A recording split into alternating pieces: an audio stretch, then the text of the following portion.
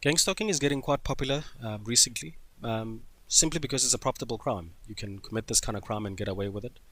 It will be mostly for things where you have to kill the victim, where the victim must be sort of dead, such as insurance fraud, taking over somebody else's assets, or simply neutralizing in political opposition for control, or just committing revenge on somebody else. So this is the sort of crime when you want the opposition to die and you don't want to leave any kind of evidence or trace.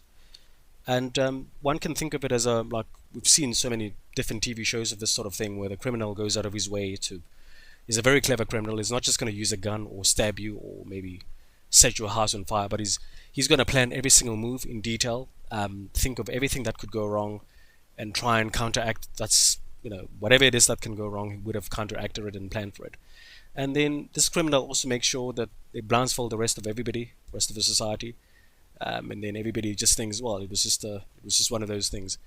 So the dream scenario for this criminal would be to make lots of money, leave no evidence behind, nothing whatsoever to link him to the crime, shift the blame to the victim. If he can make it look like the person committed suicide, or he was on drugs, or the victim was bound, it was destiny for this victim was bound to happen like that, and to make it that there's no chance of trial whatsoever.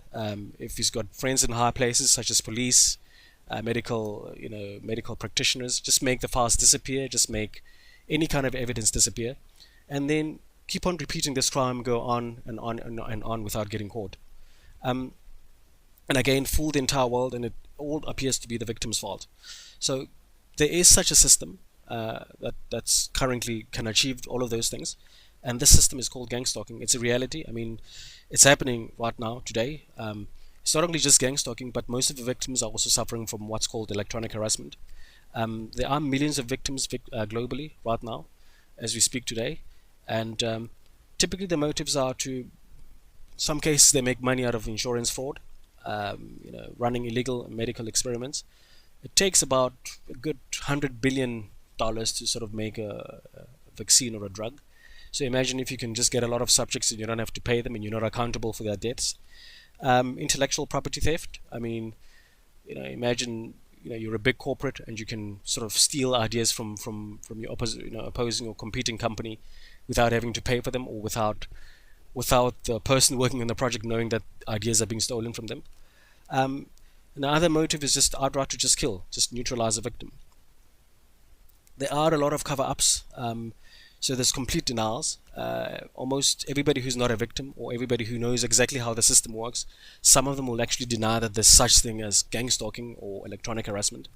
Um, you know, Part of the cover-up is just blaming the victims to be insane, and then most of the cover-up is also doing victim blaming, just claiming that the victim is not well, or the victim is a criminal, or creating even false records.